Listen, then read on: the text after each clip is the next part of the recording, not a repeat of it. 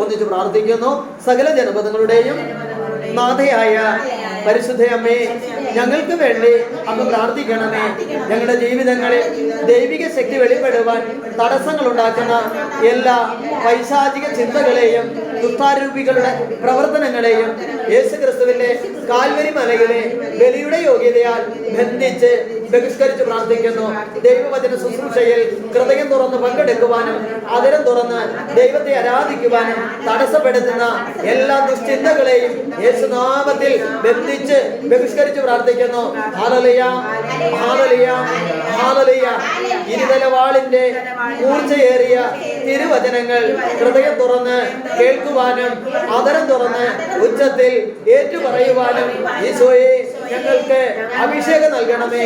ഇന്നത്തെ ഈ വചന ശുശ്രൂഷയിലൂടെ വലിയൊരു വിടുതൽ ഞങ്ങളുടെ ജീവിതത്തിൽ സംഭവിക്കുവാൻ കർത്താവേ ഞങ്ങൾക്ക് വേണ്ടി അവിടുന്ന് ഇടപെടണമേ. ഹല്ലേലൂയ, ഹല്ലേലൂയ, ഹല്ലേലൂയ. ചേർന്ന് പ്രാർത്ഥിക്കുന്നു. നന്മ നിറഞ്ഞ മറിയമേ സ്വസ്തി,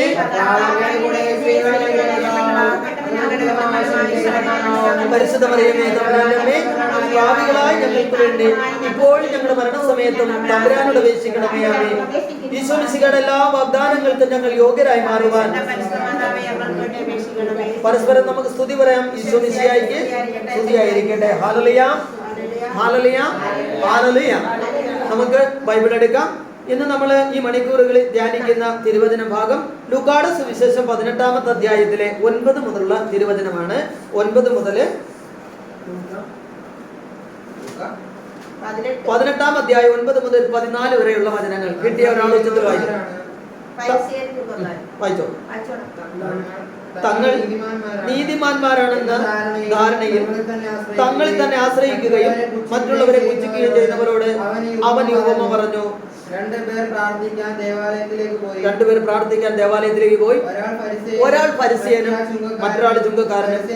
ഫരിസേയൻ നിന്നുകൊണ്ട് ഇങ്ങനെ പ്രാർത്ഥിച്ചു: ദൈവമേ, ഞാൻ നിനക്ക് നന്ദി പറയുന്നു, എന്തെന്നാൽ ഞാൻ അക്രമികളും നീതിരഹിതരും വ്യഭിചാരികളുമായ മറ്റു മനുഷ്യരെ പോലെയോ ഈ ചുങ്കക്കാരനെ പോലെയല്ല. ഞാൻ ആഴ്ചയിൽ 2 പ്രാവശ്യം ഉപവസിക്കുന്നു. ഞാൻ സമ്പാദിക്കുന്ന സകലത്തിന്റെ ദശാംശം കൊടുക്കുന്നു. ആ ചുങ്കക്കാരനാകട്ടെ ദൂരെ നിന്ന് സ്വർഗത്തിലേക്ക് കണ്ണുകൾ ഉയർത്താൻ പോലും ധൈര്യപ്പെടാതെ മാർത്തടിച്ചുകൊണ്ട് ദൈവമേ, പാപിയായി എന്നിൽ കനിയണമേ എന്ന് പ്രാർത്ഥിച്ചു. ഞാൻ നിങ്ങളോട് പറയുന്നു, ഇവൻ ഈ ഫരിസേയനേക്കാൾ നീതീകരിക്കപ്പെട്ടവനായി വീട്ടിലേക്ക് മടങ്ങി. എന്തെന്നാൽ തന്നെ തന്നെ ഉയർത്തുന്നവൻ താഴ്ത്തപ്പെടും, തന്നെ തന്നെ താഴ്ത്തുവൻ ഉയർത്തപ്പെടുകയും ചെയ്യും. ഹല്ലേലൂയ, ഹല്ലേലൂയ, ഹല്ലേലൂയ, ഹല്ലേലൂയ. പ്രിയമുള്ളവരെ, ഇന്നത്തെ വായന, ഇന്നത്തെ സുവിശേഷ വായനയായിരുന്നു ലൂക്കായുടെ സുവിശേഷം 18-ാമത്തെ അധ്യായം 9 മുതൽ 14 വരെയുള്ള വചനങ്ങൾ. നമ്മൾ ഒരുപാട് പ്രാവശ്യം കേൾക്കുകയും ധ്യാനിക്കുകയും ചെയ്തത്. ഇവിടുത്തെ അതിന്റെ ഹെഡിങ് തന്നെ ഫരിസേയനും ചുങ്കക്കാരനും. ആരാണ് ഫരിസേയൻ എന്ന് പറയുന്നത്? അതെ, ഫരിസേയൻ എന്ന് പറയുന്നത് അവിടുന്ന് നിയമം മുഴുവനും അരച്ചു കലക്കി കുടിച്ച് നിയമത്തിന്റെ വശങ്ങൾ അനുസരിച്ച്, നിയമം അനുസരിച്ച് മാത്രം ജീവിക്കുന്ന വ്യക്തിയാണ്. ആരാണ്? ഫരിസേയൻ. ഇവിടെ പറഞ്ഞിരിക്കുന്നത് ഫരിസേയനും ചുങ്കക്കാരനും എന്നാണ്. അപ്പൊ ഫരിസേയനെ കുറിച്ച് ബൈബിൾ മുഴുവനും വെളിപ്പെടുത്തിയിരിക്കുന്നതെന്ന് പറഞ്ഞാൽ, ഫരിസേയൻ ദൈവത്തിന്റെ കൽപ്പനകൾ എന്ന് പറഞ്ഞാൽ മോശയുടെ പ്രമാണത്തിലൂടെ ദൈവമായ കർത്താവ് മോശയ്ക്ക് എത്ര പ്രമാണങ്ങൾ കൊടുത്തു? അതെ, 10 പ്രമാണങ്ങൾ കൊടുത്തിരുന്നു. അപ്പോൾ ആ പ്രമാണങ്ങളിൽ ഒരിക്കലും വെള്ളം ചേർക്കാതെ, വെള്ളം ചേർക്കാന്ന് പറഞ്ഞാൽ എന്താണ്? അതൊന്നും മാറ്റി വെക്കാതെ അതുപോലെ അനുസരിച്ച് ജീവിക്കുന്ന വ്യക്തികളാണ് ആരാണ്? ഫരിസേയർ. എന്നാൽ ചുങ്കക്കാരൻ എന്ന് പറഞ്ഞാൽ ആരാണ്? ചുങ്കക്കാരൻ എന്ന് പറഞ്ഞാൽ തന്നെ അതിന്റെ അർത്ഥം എന്താണ്? ചുങ്കം എന്ന് പറഞ്ഞാൽ എന്താണ്? പലിശയ്ക്ക് കൊടുക്കുന്ന, പലിശയ്ക്ക് കൊടുത്ത്. അത് പ്രമാണങ്ങളിൽ ലംഘനമാണോ? പ്രമാണ ലംഘനമാണ്. ഒരാള് പ്രമാണം അനുസരിച്ച് ജീവിക്കുന്ന ഒരാളും മറ്റൊരാൾ പ്രമാണം ലംഘിച്ച് അനുസരിക്കാതെ ജീവിക്കുന്ന ഒരു വ്യക്തിയുമാണ് ഇവിടെ പറഞ്ഞിരിക്കുന്നത് ഫരിസേയനും ചുങ്കക്കാരനും. എന്നിട്ട് വചനം പറയുകയാണ്, അവിടുന്ന് വിശുദ്ധ ലൂക്കായുടെ സുവിശേഷത്തില് 18-ാമത്തെ അധ്യായത്തില് കർത്താവ് ഒരു ഉപമ പറയുന്നതായിട്ടാണ് അവിടെ പറയുന്നത്, അല്ലേ? അവിടെ ഇങ്ങനെ പറഞ്ഞിരിക്കുന്നത്, അവൻ ഈ ഉപമ പറഞ്ഞു. എന്നിട്ട് പറയാണ്, 2 പേര് പ്രാർത്ഥിക്കാനായി. പ്രിയമുള്ളവരെ, നിങ്ങളോട് ഞാൻ ചോദിക്കുകയാണ്, ആരാണ് ഈ ഫരിസേയനും ചുങ്കക്കാരനും? അതെ, നമ്മളെ കുറിച്ച് കർത്താവ് ഇന്ന് നമുക്ക് വേണ്ടി നൽകിയിരിക്കുന്ന വചനഭാഗമാണ് ഫരിസേയനും ചുങ്കക്കാരനും. ആരാണ് ഫരിസേയൻ, ആരാണ് ചുങ്കക്കാരൻ എന്ന് ചോദിച്ചാൽ നമ്മൾ ഓരോരുത്തരും തന്നെയാണ് ഈ ഫരിസേയനും ചുങ്കക്കാരനും. എന്റെ ജീവിതം ഇതിലെ ഏത് ഫരിസേയനായിട്ടാണോ ചുങ്കക്കാരനായിട്ടാണോ എൻ്റെ ജീവിതം കടന്നു പോകുന്നതെന്ന് ഞാൻ എന്ത് ചെയ്യണം? ഞാൻ ചിന്തിക്കണം. ഈ മണിക്കൂറുകളിൽ ഈ വചനം പറയുമ്പോൾ, ഈ വചനത്തെ കുറിച്ച് ധ്യാനിക്കുമ്പോൾ, ഇതിനെക്കുറിച്ച് എൻ്റെ ജീവിതത്തിൽ ഞാൻ എന്ത് ചെയ്യണം? ഞാൻ ധ്യാനിക്കണം. ഈ പറയുന്ന ഫരിസീയനാണോ ഞാൻ? ഫരിസീയന്റെ പ്രവൃത്തികളാണോ എൻ്റെ ജീവിതത്തിലുള്ളത്, അതോ ചുങ്കക്കാരന്റെ പ്രവൃത്തിയാണോ? ഇത് രണ്ടും ആണോ അല്ലയോ എന്ന് മാർക്കിടേണ്ടത് നമ്മൾ തന്നെ. നമുക്ക് എന്ത് ചെയ്യണം? മാർക്കിടണം. എന്തിനു വേണ്ടിയാ? ഈ ഫരിസീയന്റെയോ ചുങ്കക്കാരന്റെയോ മേഖലയിലൂടെ കടന്നു പോകുമ്പോൾ കർത്താവ് ഇവിടെ അവസാനം ഇവരെ രണ്ടുപേരെയും താരതമ്യപ്പെടുത്തിക്കൊണ്ട് ദൈവമായ കർത്താവ് ഈ ഉപമയ്ക്കൊരു ആൻസർ പറയുന്നുണ്ട്, ഒരു ഉത്തരം പറയുന്നുണ്ട്. എന്റെ ജീവിതത്തിൽ ഞാൻ എത്തപ്പെടേണ്ടത് ആ വഴിയിലേക്കാണ്. ഏത് വഴിയിലേക്കാ? ഈ ഫരിസീയനെയും ചുങ്കക്കാരനെയും കുറിച്ച് ചിന്തിച്ച് കടന്നു പോകുന്ന വഴി ഈ ഫരിസീയന്റെ വഴിയിലൂടെ ചുങ്കക്കാരന്റെ വഴിയിലൂടെ കടന്നു പോകുന്നതിന് വേണ്ടി അല്ല. പിന്നെയോ ഫരിസീയനും ചുങ്കക്കാരനും നീതീകരിക്കപ്പെട്ട ആരായി മാറിയോ ആ നീതീകരണത്തിന്റെ അവസ്ഥയിലൂടെ കടന്നു പോകുവാനാണ് കർത്താവായ ദൈവം എന്നെ ഇന്ന് വിളിച്ചിരിക്കുന്നത്. ഒരു ഹല്ലേലൂയ പറഞ്ഞേ, ഉച്ചത്തിൽ പറഞ്ഞേ. ഇവിടെ വചനം പറയാണ്, ഈശോ പറയാണ്, മറ്റുള്ളവരെ പുച്ഛിക്കുകയും ചെയ്യുന്നവരോട് അവൻ ഒരു ഉപമ പറഞ്ഞു. രണ്ടുപേർ പ്രാർത്ഥിക്കാനായി ഒരു ദേവാലയത്തിലേക്ക് പുറപ്പെട്ടു. രണ്ടുപേര്. ആ രണ്ടുപേരിൽ ഒരാൾ ആരായിരുന്നു? ഫരിസീയനും. മറ്റൊരാൾ ആരാണ്? ചുങ്കക്കാരനും. പ്രിയമുള്ളവരെ, ഫരിസീയനും ചുങ്കക്കാരനുമാണ് അവിടെ കർത്താവ് പറഞ്ഞിരിക്കുന്ന ഈ രണ്ട് വ്യക്തികള്. അവിടുന്ന് വചനം പറയാണ്, ഫരിസയൻ നിന്നുകൊണ്ട്. ഫരിസയൻ, നമ്മളൊക്കെ പ്രാർത്ഥിക്കാനായി കടന്നു ചെല്ലുമ്പോൾ നമ്മൾ എങ്ങനെ പ്രാർത്ഥിക്കുന്നത്? എങ്ങനെയാ? സാധാരണ സ്ഥിതിയിൽ ഒരു മനുഷ്യൻ പ്രാർത്ഥിക്കേണ്ട ഒരു രീതിയുണ്ട്, അല്ലെ? അതിനെക്കുറിച്ച് വളരെ വ്യക്തമായ രീതിയിൽ ദാനിയേൽ പ്രവാചകന്റെ പുസ്തകത്തിൽ വളരെ വ്യക്തമായി നമുക്ക് വെളിപ്പെടുത്തിയിരിക്കുന്ന ഒരു പ്രാർത്ഥനയുണ്ട്. ദാനിയേൽ പ്രവാചകന്റെ പുസ്തകം ഒന്ന് എടുക്കാമോ? ദാനിയേൽ പ്രവാചകന്റെ പുസ്തകം 10-ാമത്തെ അധ്യായം 12-ാമത്തെ തിരുവചനം. 10:12 പറഞ്ഞോ. നമുക്ക് അവിടുന്ന് ഒന്ന് വായിക്കാമോ? അവൻ പറഞ്ഞു, ദാനിയേലേ, ഭയപ്പെടേണ്ട. ശരിയായി അറിയുന്നതിന് നീ നിന്റെ ദൈവത്തിന്റെ മുൻപിൽ നിന്നെ തന്നെ എളിമപ്പെടുത്താൻ തുടങ്ങിയ ദിവസം മുതൽ നിന്റെ പ്രാർത്ഥന കേട്ടിരിക്കുന്നു. നിന്റെ പ്രാർത്ഥന നിമിത്തമാണ്. ഒരു ഹല്ലേലൂയ പറഞ്ഞേ, ഉച്ചത്തിൽ പറഞ്ഞേ. പ്രിയമുള്ളവരെ, ലോകം മുഴുവനും ഓടി നടന്ന് എന്തെല്ലാം പ്രാർത്ഥനകളുണ്ടോ ആ പ്രാർത്ഥനകളൊക്കെ പ്രാർത്ഥിച്ച് ലോകത്തിലുള്ള സകല ധ്യാന കേന്ദ്രങ്ങളും പ്രിന്റ് ചെയ്ത് ഇറക്കിയിരിക്കുന്ന സകല പ്രാർത്ഥനാ ബുക്കുകളും മേടിച്ച് ആ പ്രാർത്ഥനകൾ മുഴുവനും രാവിലെ മുതൽ വൈകുന്നേരം വരെ ഇരുന്ന് പ്രാർത്ഥിക്കുന്ന നമ്മുടെ ജീവിതങ്ങളിൽ നമ്മൾ പറയുന്ന ഒരു കാര്യമുണ്ട്. എന്താണ് ആ കാരണം? ഇത്രയൊക്കെ പ്രാർത്ഥിച്ചിട്ടും എന്റെ പ്രാർത്ഥനകളൊന്നും സ്വർഗത്തിന്റെ സന്നിധിയിലേക്ക് എത്തപ്പെടുന്നില്ല. ഒരു ഹല്ലേലൂയ പറഞ്ഞേ, ഉച്ചത്തിൽ പറഞ്ഞേ. പ്രിയമുള്ളവരെ, ഞാനും നിങ്ങളും നിരന്തരം പറയുന്ന ഒരു മേഖലയാണ്. ലോകം മുഴുവനുമുള്ള സകല ധ്യാന കേന്ദ്രങ്ങളിലും പോയി പ്രാർത്ഥിച്ചിട്ട് സകല മേഖലകളിലും സകല വിശുദ്ധരുടെ മുന്നിലും ഈ ലോകത്തിൽ ആരെല്ലാം പ്രാർത്ഥന ബുക്കുകൾ എഴുതിയിട്ടുണ്ടോ ആ പ്രാർത്ഥനകളെല്ലാം രാവിലെ മുതൽ വൈകുന്നേരം വരെ ഇരുന്ന് പ്രാർത്ഥിച്ചിട്ടും ഞാൻ പറയുകയാണ്, എന്റെ പ്രാർത്ഥന എന്റെ ദൈവം കേൾക്കുന്നില്ല. എന്റെ പ്രാർത്ഥനകളൊന്നും ദൈവത്തിന്റെ മുന്നിൽ എത്തപ്പെടുന്നില്ല. ഇതൊരാളുടെ മാത്രം പരിഭവവും പരാതിയാണോ? ആണോ? നമുക്കും ഇല്ലേ ഇതേപോലെ പരാതി? നമ്മൾ ചില നിയോഗങ്ങൾ വെച്ച് ഒരുപാട് കാലങ്ങളായി എന്ത് ചെയ്യാണ്? പ്രാർത്ഥിക്കുകയാണ്. എന്നിട്ട് നമ്മൾ പറയുന്ന ഒരു അവസ്ഥ എങ്ങനെയാണ്? എന്റെ പ്രാർത്ഥനകള്. പ്രിയമുള്ളവരെ, ഇതിനെക്കുറിച്ച് പ്രാർത്ഥിക്കുമ്പോൾ അവിടുന്ന് പറയാണ്, ദാനിയേൽ പ്രവാചകന്റെ പുസ്തകം 10:12 ദാനിയേലിന്റെ അവിടെ കാവൽ ദൂതന്മാർ തമ്മിലുള്ള ഒരു യുദ്ധം എന്ന് പറഞ്ഞാണ് 11-ാമത്തെ അധ്യായത്തിന്റെ ഹെഡിങ്, അല്ലേ? പ്രിയമുള്ളവരെ, അവിടുന്ന് വചനം പറയുന്നുണ്ട്, പേർഷ്യ രാജാവായ സൈറസിന്റെ 3-ാം ഭരണവർഷം ബെൽതശാസർ എന്ന് വിളിക്കപ്പെടുന്ന ദാനിയേലിന് ഒരു വെളിപാടുണ്ടായി. ഒന്ന് ശ്രദ്ധിച്ചിങ്ങോട്ട് നോക്കിയേ. ദൈവമായ കർത്താവ് തന്റെ വചനത്തിൽ അവിടുന്ന് വെളിപ്പെടുത്തിയാണ്, ബെൽതശാസർ എന്ന് പറയുന്ന ദാനിയേലിന് ഒരു ദർശനമുണ്ടായി. പ്രിയമുള്ളവരെ, നമ്മുടെ ജീവിതങ്ങളിൽ ഒരു പ്രതിസന്ധികൾ ഉണ്ടാകുമ്പോൾ ദൈവം ആ പ്രതിസന്ധിയെ മറികടക്കുന്നതിന് വേണ്ടി എന്റെ ജീവിതത്തിലേക്ക് ഒരു ദർശനം, ഒരു മെസ്സേജുകള്, ഒരവസ്ഥ കർത്താവ് എനിക്ക് നൽകും. ദൈവം നൽകുന്ന മെസ്സേജ് ബോധ്യപ്പെടുത്തുവാൻ അതെന്താണെന്ന് അറിഞ്ഞുകൂടാത്ത ഞാൻ വീണ്ടും വീണ്ടും ദൈവ സന്നിധിയിലെ എനിക്ക് തോന്നുന്ന പ്രാർത്ഥനകളിലൂടെ ഞാൻ കടന്നുപോയി ദൈവം നൽകിയിരിക്കുന്ന മെസ്സേജുകള്, ദൈവം നൽകിയിരിക്കുന്ന ബോധ്യങ്ങള് എനിക്ക് മനസ്സിലാക്കാൻ സാധിക്കാത്ത രീതിയിൽ ഞാൻ ദൈവത്തിൽ നിന്ന് എന്ത് ചെയ്യാണ്? അകന്നു പോവുക. അവിടെയും ഞാൻ പറയുന്ന ഒരു കാര്യമുണ്ട്. എന്താ പറയുന്നത്? പ്രാർത്ഥിച്ച് ഞാൻ. പ്രിയമുള്ളവരെ, നിങ്ങൾ മനസ്സിലാക്കുക, നമ്മുടെ ജീവിതങ്ങളിൽ ഒരു പ്രതിസന്ധി എന്റെ സർവശക്തനായ ദൈവം എന്റെ ജീവിതത്തിൽ അനുവദിച്ചിട്ടുണ്ടെങ്കിൽ, അത് രോഗമായാലും നിന്റെ ജീവിതത്തിന്റെ അവസ്ഥകളായാലും ആ പ്രതിസന്ധിയെ അതിജീവിക്കുവാനുള്ള കൃപ നിന്റെ ദൈവം നിനക്ക് നൽകിയിട്ടുണ്ട്. വിശുദ്ധ പൗലോസ് അപ്പോസ്തലൻ കൊരിന്ത്യയിലെ സഭയ്ക്ക് ലേഖനം 10:13 വളരെ വ്യക്തമായി നമ്മളോട് വെളിപ്പെടുത്തിയിട്ടുണ്ടല്ലേ, നിന്റെ ശക്തിക്ക് അതീതമായ ഒരു ശക്തി നിന്നെ തൊടാൻ നിന്റെ ദൈവമായ കർത്താവ് അനുവദിക്കില്ല. കാരണത്തെക്കുറിച്ച്, അതിനെ പറ്റിയ കാരണം എന്താ ദൈവം പറഞ്ഞിരിക്കുന്നത്? അതിന്റെ കാരണം എന്താ? കാരണം പറഞ്ഞിരിക്കുന്നത് ഇങ്ങനെയാണ്, നിന്റെ ദൈവം വിശ്വസ്തനാണ്. ചേർന്ന് പറഞ്ഞേ, ഉച്ചത്തിൽ പറഞ്ഞേ. ഇനി നിങ്ങൾ ഇങ്ങോട്ടൊന്ന് ശ്രദ്ധിച്ചേ. ഇന്ന് ദിവസം മുഴുവനും രാത്രിയുടെ യാമങ്ങളിൽ പോലും ഉറക്കമില്ലാതെ പ്രാർത്ഥിക്കുന്ന അനേകങ്ങൾ, അവരുടെയൊക്കെ ജീവിതത്തിൽ അവർ പറയാണ്, ഒരു 200 പേജിന്റെ ബുക്ക് വാങ്ങി ആ ബുക്ക് നിറയെ എന്റെ പ്രാർത്ഥനകൾ ഞാൻ എന്ത് ചെയ്ത് വെച്ചിരിക്കുക, എഴുതി വെച്ചിരിക്കുക. ലോകം മുഴുവനും ഓടി നടന്നപ്പോൾ അവിടുന്ന് ശാലോം ചാനലിലൂടെയും മറ്റ് ദൈവത്തിന്റെ കൃപ നിറഞ്ഞ ദൈവം പേര് ചൊല്ലി ഞങ്ങൾക്ക് നൽകിയ ഓരോ ചാനലിലൂടെയും ഓരോരുത്തർ നടത്തുന്ന പ്രസംഗങ്ങളും പ്രാർത്ഥനകളും മുഴുവനും ഞാൻ എന്ത് ചെയ്തിരിക്കുക, എഴുതി വെച്ചിരിക്കുക. എന്തിനു വേണ്ടിയാ? പ്രാർത്ഥിക്കാൻ. എന്നിട്ട് പറയാണ്, ഈ പ്രാർത്ഥനകളൊക്കെ ഇന്ന് എനിക്ക് ബൈഹാർട്ടാണ്. എങ്ങനെയാണ് എന്ന് പറഞ്ഞാൽ എന്താണ്? എനിക്കെല്ലാ പ്രാർത്ഥനകളും ഇന്ന് കാണാതെ അറിയാം. പക്ഷെ എന്നിരുന്നിട്ട് പോലും എത്രയോ കാലങ്ങൾ കൊണ്ടാണ് ബ്രദറെ ഞാൻ ഇത് മുഴുവനും കാണാപ്പാടമാക്കിയത്. എന്നിട്ട് പോലും എന്റെ പ്രാർത്ഥനകളൊന്നും ദൈവസന്നിധിയിലേക്ക് എത്തപ്പെടുന്നില്ല. ഒരു ഹല്ലേലൂയ പറഞ്ഞേ. നിങ്ങളുടെ ജീവിതങ്ങളിൽ ഈ ഒരു പരാതി ഉണ്ടോ?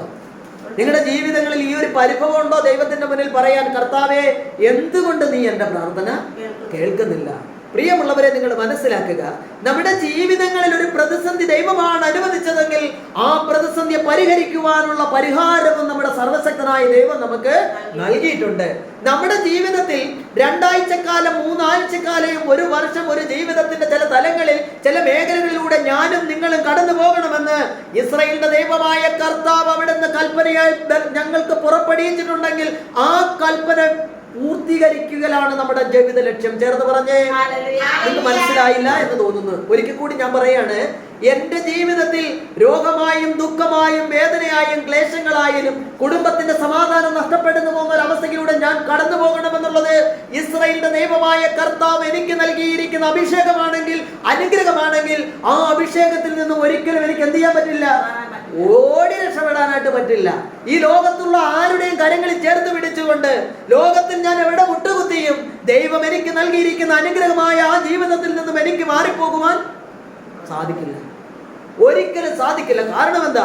നിന്റെ ജീവിതത്തിൽ ഈ ദുർഘടമായ അവസ്ഥ അനുവദിച്ചിരിക്കുന്നത് ആരാ? നിന്റെ ദൈവമായ കർത്താവാണ്. എന്തിനു വേണ്ടി? നിന്റെ വിശുദ്ധീകരണമാണ് ദൈവം ആഗ്രഹിക്കുന്നത്. തെസ്സലോനിക്കക്കാർക്ക് ലേഖനത്തിലൂടെ ദൈവത്തിന്റെ പരിശുദ്ധ വചനം നമ്മെ ഓർമ്മപ്പെടുത്തുവാണ്, നിന്റെ വിശുദ്ധീകരണമാണ് ദൈവം ആഗ്രഹിക്കുന്നതെന്ന് നീ അറിയുന്നില്ലേ? പ്രിയമുള്ളവരെ, നമ്മൾ മനസ്സിലാക്കുക, എന്റെ ജീവിതത്തിൽ എന്റെ ഒരു വിശുദ്ധീകരണം സംഭവിച്ചെങ്കിൽ മാത്രമേ എന്റെ ദൈവം എന്റെ ജീവിതത്തിൽ ഇടപെടുകയുള്ളൂ. വിശുദ്ധ ജോഷുവ പ്രവാചകന്റെ പുസ്തകം 3-ാം അധ്യായം 5-ാം തിരുവചനം. ജോഷുവ പ്രവാചകന്റെ പുസ്തകം 5-ാമത്തെ പുസ്തകമാണ് ഫ്രണ്ടിൽ നിന്നും. നിയമാവർത്തനം കഴിഞ്ഞ അടുത്ത പുസ്തകമാണ് ജോഷുവ പ്രവാചകൻ. പ്രിയമുള്ളവരെ, ഉൽപ്പത്തി, വെളിപാട്, ലേവ്യർ, സംഖ്യ, നിയമാവർത്തനം കഴിഞ്ഞ് ജോഷുവ 3:5 എന്താ പറഞ്ഞിരിക്കുന്നത്? കാണാതെ പഠിച്ചു വെച്ചേക്കേണ്ട വചനം. ജോഷുവ ജനത്തോട് പറഞ്ഞു, നിങ്ങളെ തന്നെ ശുദ്ധീകരിക്കുവിൻ, നാളെ നിങ്ങളുടെ ഇടയിൽ ദൈവം അത്ഭുതങ്ങൾ പ്രവർത്തിക്കും. വലതുകരം ഉയർത്തി പറഞ്ഞേ, പറഞ്ഞേ.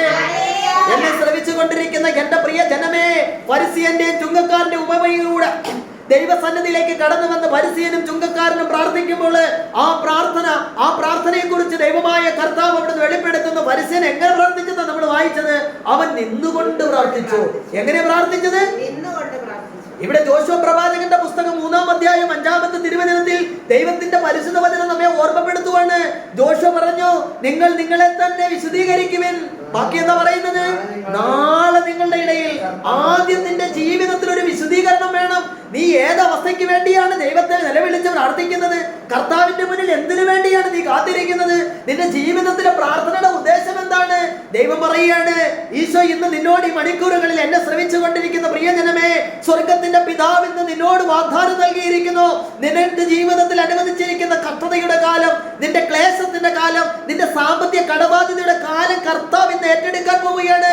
പക്ഷെ അതിനു മുമ്പ് നീ നിന്നെ തന്നെ ദൈവത്തിന്റെ മുന്നിൽ വിശുദ്ധീകരിക്കണം. ഒരു വിശുദ്ധീകരണം ദൈവം ആഗ്രഹിക്കുന്നെങ്കിൽ വിശുദ്ധീകരണം നിന്റെ ജീവിതത്തിൽ സംഭവിക്കാതെ സർവശക്തനായ ഇസ്രായേലിന്റെ ദൈവം നിന്റെ ജീവിതത്തിൽ ഇടപെടത്തില്ല. വിശ്വസിക്കുന്നവർ ചേർന്ന് പറഞ്ഞേ, ഉച്ചത്തിൽ പറഞ്ഞേ, ഹല്ലേലൂയ, ഹല്ലേലൂയ, ഹല്ലേലൂയ.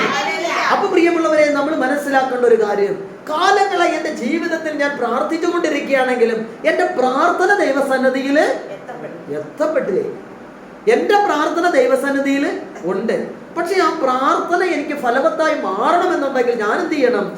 എന്റെ ജീവിതത്തെ ഒന്ന് ശുദ്ധീകരിക്കപ്പെടണം. എന്റെ കുറവുകളെ, എന്റെ ബലഹീനതകളെ, എന്റെ ജീവിതത്തിന്റെ അവസ്ഥകളെ. പ്രിയമുള്ളവരെ, ഇവിടെ പറയാണ് ഫരിസയൻ. ആരാണവൻ? സകല നിയമങ്ങളും അരച്ചു കലച്ച് കുടിക്കിരിക്കുന്ന വ്യക്തി. നിയമം അനുസരിച്ച് മാത്രം സാപത്ത് തുടങ്ങുന്ന സമയങ്ങളിൽ പോലും സാപത്തൊക്കെ വളരെ വ്യക്തമായ രീതിയിൽ ആചരിക്കുന്ന വ്യക്തിയാണ്. ആരാണ്? ഫരിസയൻ. ആ ഫരിസയൻ ദൈവസന്നിധിയിലേക്ക് കടന്നു ചെന്ന് ഇവിടെ കാണുകയാണ് നമ്മള്. അവൻ എങ്ങനെ പ്രാർത്ഥിച്ചെന്നാ പറയുന്നത്? അവൻ നിന്നുകൊണ്ട് പ്രാർത്ഥിച്ചു. അവൻ നിന്നുകൊണ്ട് പ്രാർത്ഥിച്ച്. പ്രിയമുള്ളവരെ, ഇവിടെ ദാനിയേൽ പ്രവാചകന്റെ പുസ്തകം 10-ാമത്തെ അധ്യായത്തില് ദാനിയേൽ തന്റെ ജീവിതത്തിൽ ഒരു പ്രശ്നം കടന്നു വന്നപ്പോൾ, എങ്ങനെയാണ് ദാനിയേലിന്റെ ജീവിതത്തിലേക്ക് ഒരു പ്രശ്നം കടന്നു വന്നു. അപ്പോൾ ആ പ്രശ്നത്തിനെ അതിജീവിക്കുന്നതിന് വേണ്ടി ദാനിയേല് ആദ്യം തന്നെ വിശുദ്ധീകരിക്കുവാനായി തീരുമാനിച്ചു. അതിനുശേഷം അവന്റെ പ്രാർത്ഥനയെ കുറിച്ച് ഇവിടെ പറഞ്ഞിരിക്കുകയാണ്. 12-ാമത്തെ വചനം, 10:12 വായിച്ചേ. അവൻ പറഞ്ഞു, ദാനിയേലേ ഭയപ്പെടേണ്ട. കണ്ടോ പ്രിയമുള്ളവരെ, നിങ്ങൾ മനസ്സിലാക്കുക, ദൈവത്തിന്റെ ശക്തി, ദൈവത്തിന്റെ കൃപ, ദൈവത്തിന്റെ ചൈതന്യം, ദൈവത്തിന്റെ അഭിഷേകം നിന്റെ പ്രാർത്ഥനയുടെ മുന്നിലുണ്ട്. എന്നാൽ നിന്റെ പ്രാർത്ഥനയിലേക്ക് അഭിഷേകം നിറയപ്പെടാൻ പറ്റാത്ത ചില അവസ്ഥകള് നമ്മുടെ ജീവിതത്തിലുണ്ട്. എങ്ങനെയാണ്? ചില അവസ്ഥകള് നമ്മൾ പറയുന്നില്ലേ, നമ്മൾ ഒരുപാട് പ്രാവശ്യം പല പ്രാർത്ഥനകൾ പ്രാർത്ഥിക്കുന്നുണ്ട്. ഒരുപാട് എന്റെ ജീവിതത്തിന്റെ അവസ്ഥകളുണ്ട്. പക്ഷെ ആ പ്രാർത്ഥന, എന്റെ അവസ്ഥകളിൽ നിന്ന് എനിക്ക് എന്ത് ചെയ്യാൻ പറ്റുന്നില്ല. പ്രിയമുള്ളവരെ, നിങ്ങൾ മനസ്സിലാക്കണം, നമ്മുടെ ജീവിതങ്ങളിൽ ദൈവം ഒരു പ്രതിസന്ധി അനുവദിച്ചിട്ടുണ്ടെങ്കിൽ ആ പ്രതിസന്ധിയിൽ നിന്ന് ഞാൻ എന്ത് ചെയ്യരുത്? ഓടി രക്ഷപ്പെടരുത്. ഓടി എന്ത് ചെയ്യരുത്? രക്ഷപ്പെടരുത്. കാരണം നമ്മുടെ കണ്ണുകൾ കൊണ്ട് ദൈവത്തിന്റെ കൃപ കാണുവാൻ സാധിക്കില്ല. വിശുദ്ധ പൗലോസ് അപ്പോസ്തലൻ കൊരിന്ത്യയിലെ സഭയ്ക്ക് എഴുതിയ ലേഖനം അവിടുന്ന് വളരെ വ്യക്തമായി പറഞ്ഞിട്ടുണ്ട്, നിങ്ങളുടെ കണ്ണുകൾ കാണുകയോ ഹൃദയ മനസ്സുകൾ ഗ്രഹിക്കുകയോ ചെയ്തിട്ടില്ല, എന്നാൽ കർത്താവ് അതെല്ലാം ആത്മാവ് മുഖേന നമുക്ക് വെളിപ്പെടുത്തും. അപ്പൊ ദൈവത്തിന്റെ നിഗൂഢ രഹസ്യങ്ങൾ എനിക്ക് അറിയണമെങ്കിൽ എന്ത് ചെയ്യണം? ആത്മാവ് വേണം. സ്വർഗത്തിന്റെ അഭിഷേകം ലഭിക്കുവാൻ പരിശുദ്ധാത്മാവ് വേണം എനിക്ക്. ആത്മാവില്ലാത്ത ഒരു വ്യക്തി ജീവിതത്തിൽ പ്രാർത്ഥനയിൽ നിലനിൽക്കില്ല. ചേർന്ന് പറഞ്ഞേ, ഉച്ചത്തിൽ പറഞ്ഞേ. കാരണം എന്താ? ഞാൻ പറഞ്ഞു, പ്രാർത്ഥനയിൽ അഭിഷേകം ആത്മാവില്ലാത്ത വ്യക്തിക്ക് നിലനിൽക്കാൻ പറ്റില്ലെന്ന് പറഞ്ഞതിന്റെ കാരണം എന്താ? അവന്റെ മനസ്സ് പതറിപ്പോകും. അവൻ ഒരുപാട് കാര്യങ്ങൾ വ്യഗ്രതയായിരിക്കും. കാരണം എന്താ? ജീവിതത്തിന്റെ ഒരു പ്രതിസന്ധിയിൽ, ഒരു പ്രശ്നത്തിൽ അവന് മുറുകെ പിടിച്ചു നിന്ന് പ്രാർത്ഥിക്കാൻ പറ്റില്ല. അവന്റെ മനസ്സ് കാട് കയറി ചിന്തിക്കും. കാരണം എന്താ? അവനിൽ ആരില്ല? ആത്മാവില്ല. അവന്റെ ചുറ്റുപാടും കാണുന്നതിലേക്ക് അവൻ കടന്നു പോകും. പ്രിയമുള്ളവരെ, നമുക്ക് കാണാൻ പറ്റുന്നുണ്ട് സാമൂൽ പ്രവാചകന്റെ പുസ്തകം 1-ാമത്തെ അധ്യായത്തിൽ ഹന്ന എന്ന് പറയുന്ന ഒരു സ്ത്രീ ദൈവത്തിന്റെ മുന്നിൽ അലമുറയിട്ട് കരഞ്ഞ് പ്രാർത്ഥിച്ചപ്പോൾ ആ പ്രാർത്ഥന കേട്ടുകൊണ്ട് അവിടുത്തെ പുരോഹിതനായ ഏലി കടന്നു വന്നിട്ട് അവളോട് പറഞ്ഞു. എന്താ പറഞ്ഞത്? അതെ, ഈ പ്രഭാതത്തിൽ തന്നെ ഇത്രത്തോളം മദ്യപിച്ച് ഉന്മത്തയായി വന്ന് നിനക്ക് ദൈവത്തിന്റെ മുന്നിൽ ഇരിക്കുവാൻ എങ്ങനെ സാധിക്കുന്നു എന്ന് പറഞ്ഞാൽ, പുരോഹിതനായ ഏലിക്ക് പോലും അവളുടെ പ്രാർത്ഥന കണ്ടിട്ട് അത് പ്രാർത്ഥനയാണെന്നോ അവള് നോർമലാണെന്നോ മനസ്സിലാക്കുവാൻ സാധിക്കുന്നില്ല. എന്തായിരിക്കും അതിന്റെ കാരണം? എന്താ? അത്രത്തോളം അവൾ ആത്മാവിൽ ലയിച്ചു. പ്രിയമുള്ളവരെ, ആത്മാവ് കൊടുത്ത ഭാഷണ വനമനുസരിച്ച് അവൾ സ്വർഗത്തെ മഹത്വപ്പെടുത്താൻ തുടങ്ങി. സ്വർഗത്തിന് പ്രാർത്ഥന കേട്ടപ്പോൾ ഇരിക്കാൻ പറ്റാത്ത രീതിയിൽ സ്വർഗത്തിന്റെ അഭിഷേകമാകുന്ന ആത്മാവിനെ ഭൂമിയിലേക്ക് വർഷിക്കാൻ തുടങ്ങി. ആത്മാവ് അവളിലേക്ക് സജ്ജീകരിച്ചപ്പോൾ അവളിതാ പ്രവചനം തുടങ്ങി, ഭാഷാവരത്താൽ പ്രാർത്ഥിക്കാൻ തുടങ്ങി. ഇത് കേട്ടുകൊണ്ടിരിക്കുന്നവർക്ക് ഇത് പ്രാർത്ഥനയാണെന്ന് പോലും മനസ്സിലാകില്ല. കാരണം എന്താ? അവൾ സംസാരിക്കുന്നത് സ്വർഗത്തോടാണ്. ചേർന്ന് പറഞ്ഞേ, ഉച്ചത്തിൽ പറഞ്ഞേ. പ്രിയമുള്ളവരെ, ദൈവദൂതന്മാർ സംസാരിക്കുന്ന ഭാഷകൾ, ദൈവത്തെ അഭിഷേകത്തോടെ പ്രാർത്ഥിക്കുന്ന പ്രാർത്ഥനകൾ, ദൈവവുമായി ഒന്നായി ചേരുന്ന നിമിഷമാണ് അവരുടെ ജീവിതങ്ങൾ. ആ സമയത്ത് ഭാഷാവരത്താൽ പ്രാർത്ഥിക്കുന്ന പ്രാർത്ഥനകൾ അവർ സ്വർഗത്തിലെ പിതാവിനോട്, സ്വർഗത്തിലെ ദൈവത്തോട് സംസാരിക്കുകയാണ്. ഈ പ്രാർത്ഥന കേൾക്കുന്ന നമുക്ക് തോന്നും, ഈ വ്യക്തി എന്താണെന്ന് തോന്നും? മദ്യപിച്ച് ലക്ക് കെട്ട വ്യക്തിയാണെന്ന്, ഉന്മത്തയായ വ്യക്തിയാണെന്ന്. പ്രിയമുള്ളവരെ, നമ്മൾ മനസ്സിലാക്കുക, ഹന്ന ദൈവത്തിന്റെ മുന്നിൽ പ്രാർത്ഥിച്ചപ്പോൾ സ്വർഗം പ്രാർത്ഥന കേട്ടു. ഇവിടെ ഇതാ ദാനിയേൽ എന്ന് പറയുന്ന ഒരു പ്രവാചകൻ ദൈവസന്നിധിയിൽ പ്രാർത്ഥിച്ചു, ആ പ്രാർത്ഥന കേട്ടു. പ്രിയമുള്ളവരെ, ഇവിടെ പറയാണ് 10-ാമത്തെ അധ്യായം 12-ാമത്തെ തിരുവചനം. അവൻ പറഞ്ഞു, ദാനിയേലേ ഭയപ്പെടേണ്ട. ദാനിയേൽ പ്രവാചകന്റെ പുസ്തകം 10:12. ദാനിയേലേ നീ ഭയപ്പെടേണ്ട. അടുത്ത വചനം, ശരിയായി അറിയുന്നതിന് നീ നിന്റെ ദൈവത്തിന്റെ മുന്നിൽ നിന്നെ തന്നെ എളിമപ്പെടുത്താൻ തുടങ്ങിയ ദിവസം മുതൽ നിന്റെ പ്രാർത്ഥന കേട്ടപ്പെട്ടിരിക്കുന്നു. ചേർന്ന് പറഞ്ഞേ, ഉച്ചത്തിൽ പറഞ്ഞേ. ഹല്ലേലൂയ, ഹല്ലേലൂയ, ഹല്ലേലൂയ. ഇന്ന് എൻ്റെ പ്രാർത്ഥനകൾ പ്രാർത്ഥിച്ച് തളരുന്നിരിക്കുന്ന എൻ്റെ പ്രാർത്ഥനയുടെ അവസ്ഥ എന്താ? നിങ്ങളൊന്ന് ചിന്തിച്ച് നോക്കി. ഇന്നത്തെ എൻ്റെ പ്രാർത്ഥനയുടെ അവസ്ഥ എന്താണ്? എനിക്ക് പരാതിയും പരിഭവമല്ലാതെ എൻ്റെ കർത്താവിന്റെ മുന്നിൽ എളിമപ്പെടുവാൻ എനിക്ക് സാധിക്കുന്നുണ്ടോ? എൻ്റെ പ്രാർത്ഥനയിൽ എളിമയുണ്ടോ? എളിമപ്പെട്ട് പ്രാർത്ഥിക്കുന്ന ഒരു വ്യക്തിയാണോ ഞാൻ? അതോ മറ്റുള്ളവരോട് ദേഷ്യം കൊണ്ട് മറ്റുള്ളവരുമായി വഴക്കുണ്ടാക്കി പ്രാർത്ഥിക്കാൻ പറഞ്ഞ ദേഷ്യത്തിൽ എന്തെങ്കിലും കാട്ടിക്കൂട്ടുന്ന പൈശാചികപരമായ ഒരു പ്രാർത്ഥനയുടെ ഉടമയായി ഞാൻ നിരന്തരം മാറിക്കൊണ്ടിരിക്കുകയാണോ? ഞാൻ ചിന്തിക്കണം. പ്രിയമുള്ളവരെ, ഞാൻ മറ്റുള്ളവരെ കാണിക്കാൻ വേണ്ടി ചെയ്യുന്നതല്ല പ്രാർത്ഥന. പിന്നെയോ, ഞാനും എന്റെ ദൈവവും ഒന്നായി തീരുന്നതാണ് പ്രാർത്ഥന. ചേർന്ന് പറഞ്ഞ്, ഉച്ചത്തിൽ പറഞ്ഞ്. പുതിയ നിയമത്തിലേക്ക് കടന്നു വരുമ്പോൾ നമുക്ക് കാണാൻ പറ്റുന്നുണ്ട്, മറിയം എന്ന് പറയുന്ന ഒരു സ്ത്രീ ആത്മാവിനാൽ നിറയപ്പെട്ടു. പരിശുദ്ധാത്മാവിനാൽ നിറയപ്പെട്ടപ്പോൾ അവൾ പ്രാർത്ഥിച്ച പ്രാർത്ഥന എന്തായിരുന്നു പ്രാർത്ഥന?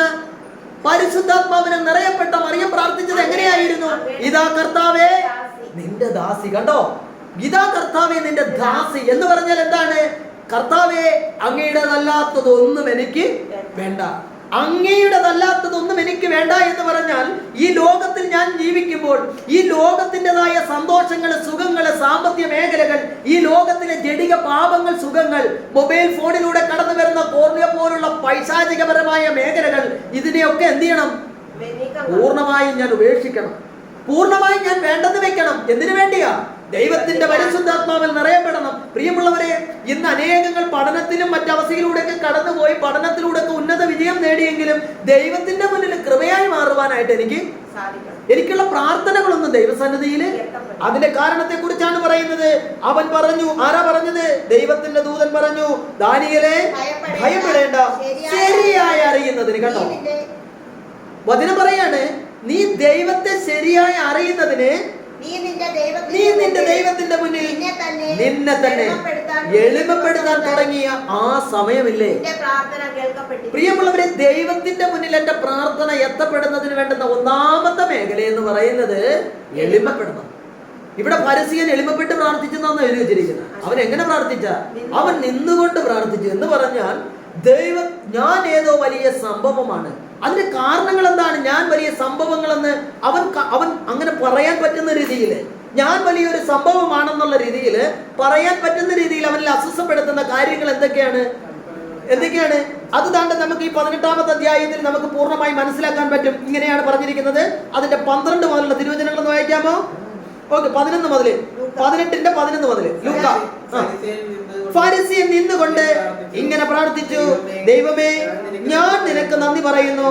എന്തെന്നാൽ ഞാൻ അക്രമികളും നീതിരഹിതരും വ്യഭിചാരികളുമായ മറ്റു മനുഷ്യരെ പോലെയോ ഈ ചുങ്കക്കാരനെ പോലെയോ അല്ല. നിങ്ങളൊന്ന് ശ്രദ്ധിച്ചേ, ഇവൻ നിന്നുകൊണ്ട് പ്രാർത്ഥിക്കുന്നു. അടുത്തത് അവന്റെ പ്രാർത്ഥന പറഞ്ഞിരിക്കുകയാണ്.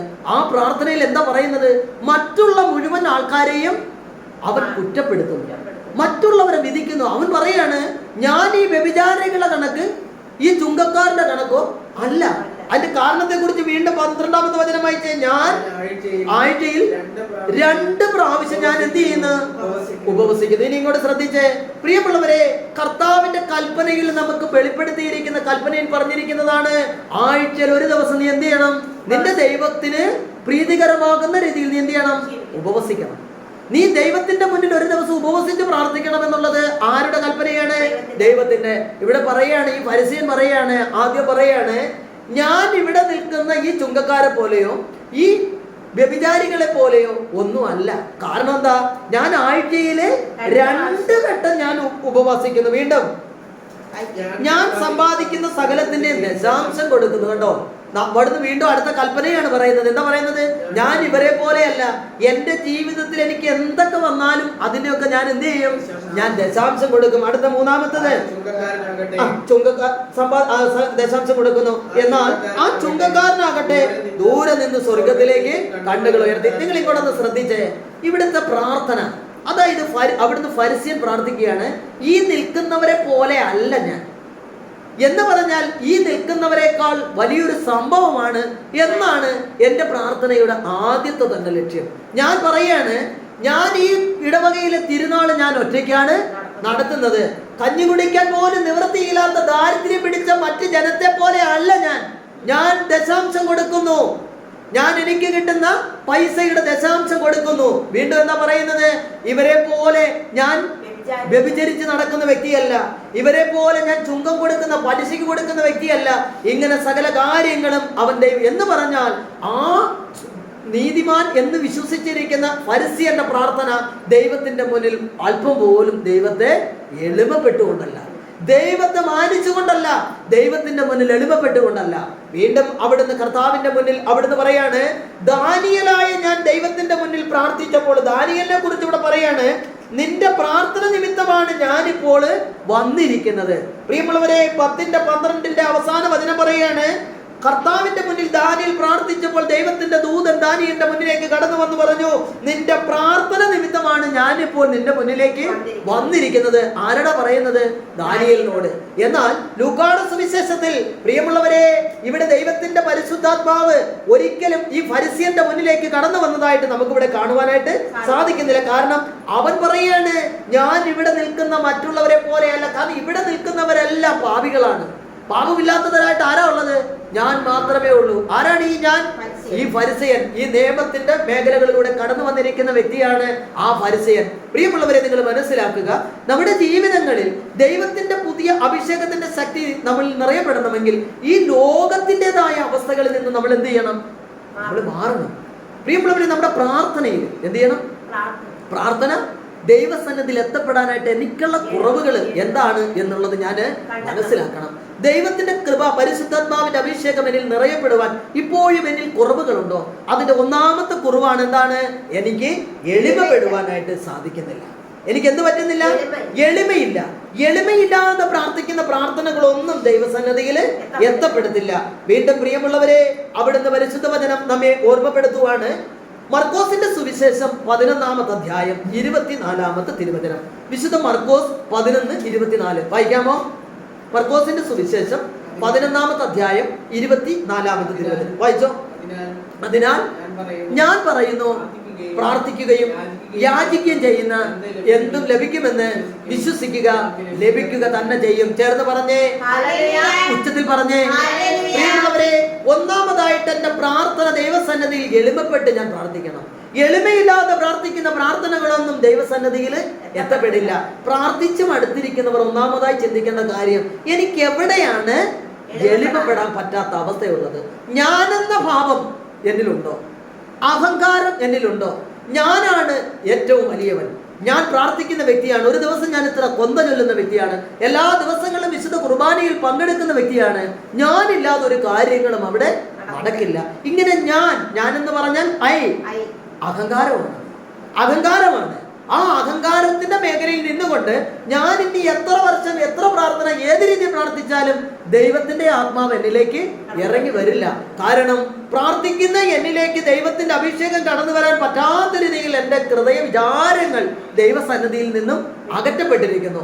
സ്വർഗത്തിന്റെ മഹത്വം എന്നിൽ നിറയപ്പെടാത്ത രീതിയിൽ മറ്റവസ്ഥകൾ എന്നിലേക്ക് കടന്നു വന്നിരിക്കുന്നു. ആയതിനാൽ സ്വർഗം എന്നിൽ നിറഞ്ഞു തുളുമ്പണമെങ്കിൽ, സ്വർഗം എന്നിൽ നിറഞ്ഞു തുളുമ്പണമെങ്കിൽ സ്വർഗം എങ്ങനെയാണോ എന്നിലേക്ക് കടന്നു വരേണ്ട വഴികൾ എന്നതിനെ കുറിച്ച് അതുകൊണ്ടാണ് പറഞ്ഞത്, ആദ്യം നിങ്ങൾ നിങ്ങളെ തന്നെ വിശുദ്ധീകരിക്കണം. എൻ്റെ ജീവിതത്തിൽ നല്ലൊരു വിശുദ്ധീകരണം. പ്രിയമുള്ളവരെ, പാപിയുടെ പ്രാർത്ഥന ഒരിക്കലും സ്വർഗം കേൾക്കത്തില്ല. പാപിയുടെ പ്രാർത്ഥന കേൾക്കില്ല. എന്താണ് പാപം? ദൈവ കൽപ്പനകളുടെ ലംഘനമാണ്. എൻ്റെ കർത്താവിനെയും എന്നെയും തങ്ങളിൽ അകറ്റുന്നതാണ് പാപം. അങ്ങനെ എന്നെ അകറ്റി നിർത്തിയിരിക്കുന്ന പാപത്തിന്റെ നൈമാനുഷ്യ സുഖങ്ങളിൽ ജീവിതം നയിക്കുന്ന ഒരു വ്യക്തിയാണ് ഞാനെങ്കിൽ എൻ്റെ പ്രാർത്ഥനകളൊന്നും ഒരിക്കലും എന്ത് ചെയ്യില്ല ദൈവസന്നിധി. എന്നിട്ട് ഞാൻ പറയാണ്, ഞാൻ പ്രാർത്ഥിക്കുന്നത് വിശ്വാസത്തോടെയാണ്, എൻ്റെ പ്രാർത്ഥനകൾ ദൈവം കേൾക്കുമെന്ന്. ഒരു ഹല്ലേലൂയ പറഞ്ഞേ, ഉച്ചത്തിൽ പറഞ്ഞേ. പ്രിയമുള്ളവരെ, ഇവിടെ വചനം പറയാണ്. രണ്ടാമതായിട്ട് അടുത്ത വചനം പറയുന്നത് ഇങ്ങനെയാണ്. 13-ാമത്തെ വചനം, ലൂക്കായുടെ സുവിശേഷം 18-ാമത്തെ അധ്യായം 13-ാമത്തെ തിരുവചനം. ആ ചുങ്കക്കാരന്റെ പ്രാർത്ഥനയെ കുറിച്ച് വളരെ വ്യക്തമായി വചനം പറയുന്നു. ലൂക്ക 18:13 വായിക്കാമോ? ആ ചുങ്കക്കാരനാകട്ടെ ഇങ്ങനെ ആകട്ടെ, ദൂരെ നിന്ന് സ്വർഗത്തിലേക്ക് കണ്ണുകൾ ഉയർത്താൻ പോലും ധൈര്യപ്പെടാതെ മാറുതടിച്ചുകൊണ്ട്, ദൈവമേ പാപിയായ എന്നെ കനിയണമേ എന്ന് പ്രാർത്ഥിച്ചു. ഒരു ഹല്ലേലൂയ പറഞ്ഞേ, ഉച്ചത്തിൽ പറഞ്ഞേ. Hallelujah, hallelujah. നിങ്ങൾ ഇവിടെ ശ്രദ്ധിച്ചേ, നിങ്ങൾ നല്ലതുപോലെ ശ്രദ്ധിച്ചേ പ്രിയമുള്ളവരെ. ഇവിടെ വചനം പറയാണ്, ആ ചുങ്കക്കാരനാകട്ടെ ദൂരെ നിന്നുകൊണ്ട് ദൈവത്തിന്റെ അടുത്ത് വന്നെന്നാണ് പറയുന്നത്. അവൻ ആ ദേവാലയത്തിലേക്ക് ഉള്ളിലേക്ക് പ്രവേശിച്ചെന്നാണ് പറയുന്നത്. അല്ല, പിന്നെ എന്ത് ചെയ്തെന്നാ പറയുന്നത്? അവൻ ദൂരെ നിന്നുകൊണ്ട്. നിങ്ങൾ ശ്രദ്ധിച്ച് കേൾക്കണം പ്രിയമുള്ളവരെ.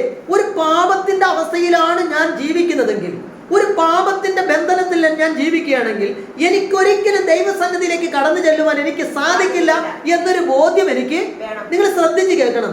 ഇന്ന് നല്ലൊരു കുമ്പസാരം നടത്തി തന്റെ ജീവിതത്തിലെ പാപത്തെ ഉപേക്ഷിക്കാതെ തന്നെ പൈസ കൊടുത്ത് അനുഗ്രഹം മേടിക്കാൻ, വിശുദ്ധ കുർബാന ചൊല്ലി എന്റെ ജീവിതത്തിൽ ദൈവകൃപ നിറയുമെന്ന് പ്രതീക്ഷിച്ചുകൊണ്ട് പാപത്തിൽ നിന്ന് പുറത്തു കടക്കാതെ, പാപത്തിന്റെ ആ സന്തോഷം വേണ്ട എന്ന് വെക്കാൻ പറ്റാത്ത രീതിയിൽ പാപത്തിൽ നിന്നുകൊണ്ട് പ്രാർത്ഥിക്കുന്ന ഒരു വ്യക്തിയായിട്ടല്ല ഇവിടെ ഫരിസയർ അവിടുന്ന് ചുങ്കക്കാരനെ പറയുന്നത്. പിന്നെയോ അവനും നല്ലൊരു ഉറപ്പുണ്ട്. എന്താ ഉറപ്പെന്താ? എന്താ പറയാ? ഞാൻ പാപിയാണെന്നൊരു ഉറപ്പ്. ഒരു ഹല്ലേലൂയ പറഞ്ഞേ, ഉച്ചത്തിൽ പറഞ്ഞേ. ആദ്യം ദൈവസന്നിധിയിൽ പ്രാർത്ഥിക്കുന്ന എനിക്ക് ഞാൻ നീതിമാനല്ല, പിന്നെയോ ഞാൻ പാപിയാണ് എന്നൊരു ബോധ്യം ആർക്കൊണ്ടായിരിക്കണം? എനിക്ക് ആദ്യം ഒന്നാമത്തെ മേഖല ആ ചുങ്കക്കാരൻ പ്രാർത്ഥിച്ചതുപോലെ. എന്താണ് ചുങ്കക്കാരന്റെ പാപം? അതേവൻ പലിശയ്ക്ക് കൊടുക്കും. അത് ദൈവഗീതമല്ല, അവനത് ബോധ്യമുണ്ട് അല്ലേ?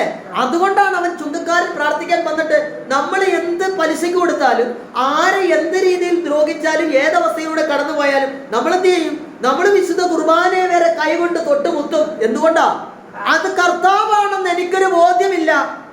മനസ്സിലാവുന്നുണ്ടോ? രക്തസ്രാവക്കാരി ഈശോയുടെ തൊട്ടുമുത്തി. എവിടെ അവൾ തൊട്ടുമുത്തിയത്? ഈശോയുടെ ഹൃദയത്തിലാണ്. ചേർന്ന് പറഞ്ഞേ, ഉച്ചത്തിൽ പറഞ്ഞേ. പ്രിയമുള്ളവർ, നിങ്ങൾക്ക് മനസ്സിലാവുന്നുണ്ടോ? രക്തസ്രാവക്കാരി അവൾ കർത്താവിന്റെ ഹൃദയത്തിൽ തൊട്ടുമുത്തി. ഇന്ന് ഞാനും നീയും ദൈവത്തിന്റെ ഹൃദയത്തിൽ തൊട്ടുമുത്തുന്നുണ്ട്.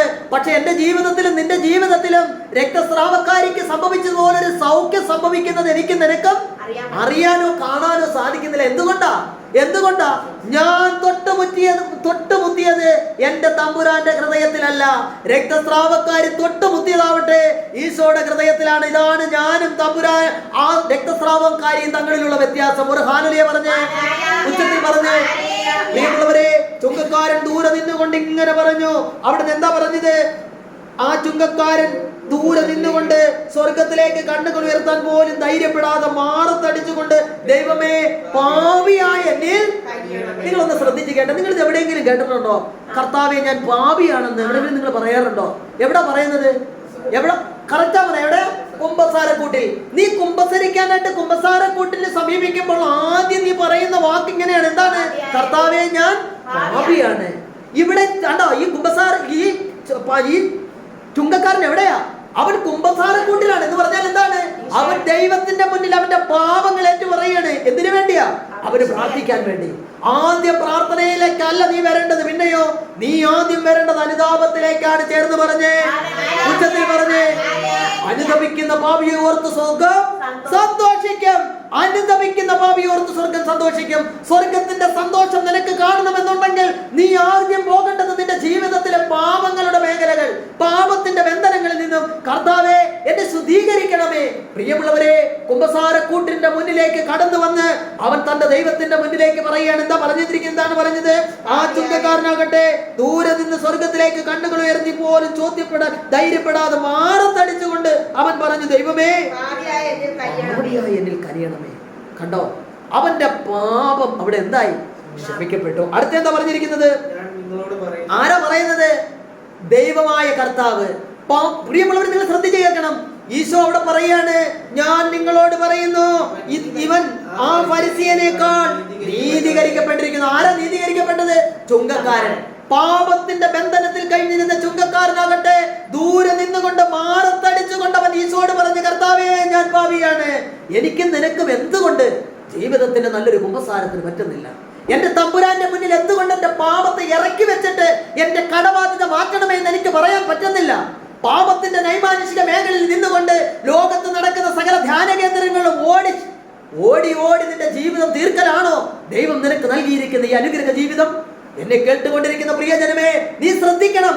നീ ഇന്ന് ചിന്തിക്കണം, എന്റെ ദൈവം എനിക്ക് നൽകിയിരിക്കുന്ന ഈ ജീവിതം ധ്യാന കേന്ദ്രങ്ങൾ തോറും ഓടി തീർക്കുവാനുള്ളതല്ല, പിന്നെയോ എന്റെ ദൈവത്തിന്റെ മുന്നിൽ നല്ലൊരു അനുതാപത്തിലൂടെ എന്റെ പാപങ്ങളെ ഏറ്റുപറയുമെങ്കിൽ, പ്രിയമുള്ളവരെ, അവിടുന്ന് കർത്താവായ ദൈവം ആ ചുങ്കക്കാരനെ ചേർത്ത് പിടിച്ചുകൊണ്ട് പറഞ്ഞു. എന്താ പറഞ്ഞത്? ഞാൻ നിങ്ങളോട് പറയുന്നു, ഇവൻ ആ ഫരിസീയനേക്കാൾ നീതീകരിക്കപ്പെട്ടിരിക്കുന്നു. ഒരു ഹല്ലേലൂയ പറഞ്ഞേ, ഉച്ചത്തിൽ പറഞ്ഞേ. വീണ്ടും അടുത്ത വചനം പറഞ്ഞിരിക്കുന്ന കേട്ടോ, എന്തെന്നാൽ തന്നെ തന്നെ ഉയർത്തുന്നവൻ താഴ്ത്തപ്പെടും, തന്നെ തന്നെ താഴ്ത്തുന്നവനാകട്ടെ ഉയർത്തപ്പെടും. എന്നെ കേട്ടുകൊണ്ടിരിക്കുന്ന പ്രിയജനമേ, നീ ഇന്നും വലിയ വലിയ രീതിയിലുള്ള മേഖലയിൽ സമ്പത്തിന്റെ മുകളിൽ നിന്നുകൊണ്ട് സക്കേവുസിനെ പോലെ വലിയൊരു സിക്കമൂർ മരത്തിന്റെ മുകളിൽ നിന്നുകൊണ്ടാണ് നീ ദൈവത്തെ കാണുന്നതെങ്കിൽ ഒരിക്കലും നിനക്ക് ദൈവത്തിന്റെ മുന്നിലേക്ക് എത്തപ്പെടുവാൻ സാധിക്കുകയില്ല. പകരം സക്കേവുസിനോട് കർത്താവ് എന്താ പറഞ്ഞെന്താ? സക്കേവൂസ്, നീ താഴെ വരിക. അതെ, തന്നെ തന്നെ താഴ്ത്തപ്പെടണം. നീ ഉന്നതങ്ങളിലേക്ക് എടുക്കപ്പെടണമെന്നുണ്ടെങ്കിൽ നിന്റെ ജീവിതത്തിൽ ഉണ്ടാവേണ്ട ഒരു മനോഭാവമുണ്ട്. എന്താണ്? തന്നെത്താനെ താഴ്ത്തപ്പെടേണ്ട. അതെ, ഒരു എളിമയുടെ മേഖല. ചുങ്കക്കാരനും ഫരിസീയനും തങ്ങളിൽ ഉപമയിലൂടെ ദൈവം നൽകുന്ന വലിയ ബോധ്യങ്ങൾ എന്റെ ജീവിതത്തിൽ അഭിഷേകമായി മാറുവാൻ, കർത്താവേ, ചുങ്കക്കാരനെ പോലെ എന്റെ ഹൃദയത്തിൽ അടിച്ചുകൊണ്ട് പാപിയായ എന്റെ മേൽ കരുണ തോന്നണമേ എന്ന് പ്രാർത്ഥിക്കുവാൻ എനിക്കും നിനക്കും സാധിക്കുന്നിടത്താണ് എന്റെയും നിന്റെയും അനുതാപത്തിന്റെ അവസ്ഥയിലൂടെ ദൈവം എന്നിലേക്ക് ഇറങ്ങി വരുന്നത്. എന്റെ പ്രാർത്ഥനകൾ സ്വർഗത്തിൽ എത്തപ്പെടുവാൻ കർത്താവേ എന്നെ സഹായിക്കണമെന്ന് നമുക്ക് പ്രാർത്ഥിക്കാം. നമുക്ക് എണീറ്റ് നിൽക്കാം.